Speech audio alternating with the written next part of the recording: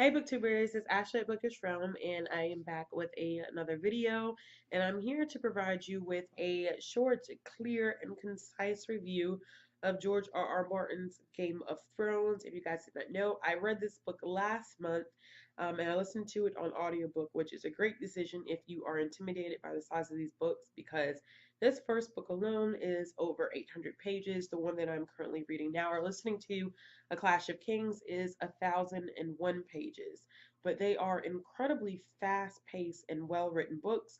So I wouldn't anticipate it taking you very long to read it once you get started. So, A Game of Thrones is a very complex high fantasy novel in which George R. R. Martin gives us a combination of seven different kingdoms slash houses that are literally playing for a Game of Thrones. At the center of this novel, we have two specific houses at, I don't want to say at war, more so at conflict. You have the House of Stark and the House of Lannister. So with the House of Stark, we are able to get a visualization of the family of Eddard Stark and Catelyn Stark and their five children, who include Bran, Rickon, Robb, Sansa, and Arya. Out of the five children, I must say that Arya is probably my favorite because Arya is just badass. There's no other way to put it. She's not what you would expect. Sansa is following the more traditional route of wanting to get married, bear sons, become a queen, live in court. And Arya is just not having it. And I think that's why I love her so much. Also, within the House of Stark, we are introduced to Jon Snow, who is a bastard child of Eddard Stark. We don't really get much information on his mother, but we know that Catelyn does not like Jon Snow very much, because he is the production of an affair that Eddard did have. In conflict with the Stark house, we have the Lannister family. And the Lannister family houses my favorite character of this whole series, and it is Tyrion Lannister, also known as the Imp, because he is a dwarf, and I think he's just an amazing character. He's full of life, very witty, very snarky, a lot of attitude, takes no nonsense, but he seems like he's playing a big role in this entire book, and he's definitely playing a big role in the second book. We also are introduced to Jaime and Cersei Lannister, who are just the pair of most twisted, sick, and evil characters that I think I've ever been introduced to. They're strange. They're weird. They have a lot of sick things going on, but it's a key role to the plot.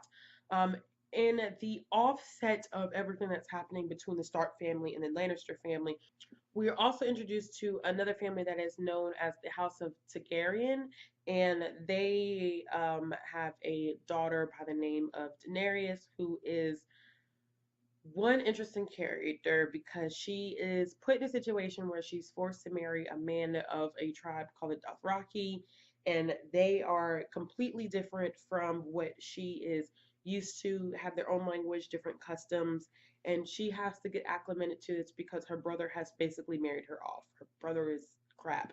But you get to see Daenerys flourish and become such a wonderful woman. And I'm not sure what role she plays later on in the books, but I did like watching her grow. The positives about this book is that it is well written, it is fast paced, the characters are great to get to know. It is written in several different viewpoints. So there's not just one viewpoint. You kind of get into everybody's mind a little bit, not necessarily minor characters, but the major characters, you are given access to their thoughts and processes. What I think I didn't like about it is that sometimes it did get a little dense, but I think the reason why that it did get dense is because George R. R. Martin wrote it in a way that there was a great amount of world building and character development, and that process simply just took time, and sometimes it was a little difficult to get through those sections, but overall the action just kept building and building and building. And I definitely am going to be doing a full length spoiler discussion of this book because there's so much I want to talk about. Catelyn Stark's sister, who is part of the House of Tully, is probably the weirdest woman I've ever met. She had a son at 6 years old who is breastfeeding. don't know any 6-year-old child who breastfeeds. Like, you just don't. He's 6, 7 years old, and he is still asking his mom basically to breastfeed. I just thought it was so weird.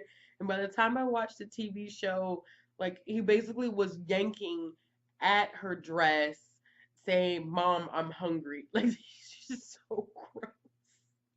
I'm all for breastfeeding, but not when my child has all of his teeth in his mouth and he can form complete sentences and he should be in about second or third grade. There's something completely wrong with that image, but that's just me. But it's just little things like that that make this book really, really interesting. But characters like Tyrion Lannister, he has a mouth on him, and he's no nonsense. People make fun of him because, they call him an imp. They call him because, he's a dwarf. They call him half man. But Tyrion is funny and he holds his own. And just reading about him as a character, like, I just really love Tyrion. And every time I talk about this book, that's the only person I really talk about the most is Tyrion, because I think I'm completely obsessed with him as a character. But overall, I really enjoyed this book. I highly recommend it. Once you start the series, you will not look back, because it is just that good. If you're intimidated by reading it, like I said, I would definitely recommend checking out the audiobook. The guy who does the audiobook does different voices for everybody, even Hodar, if you know who I'm talking about. Um, and he does it in a wonderful way that makes it very, very engaging, even though it's like 30 hours worth of material. But it's really, really good and definitely worth it. If you guys can't tell, I did give this book a 5 out of 5 stars. If you like this video, make sure you give it a thumbs up. And if you want to see more content from me, make sure you click the subscribe button. And as always, I hope you guys have a wonderful evening.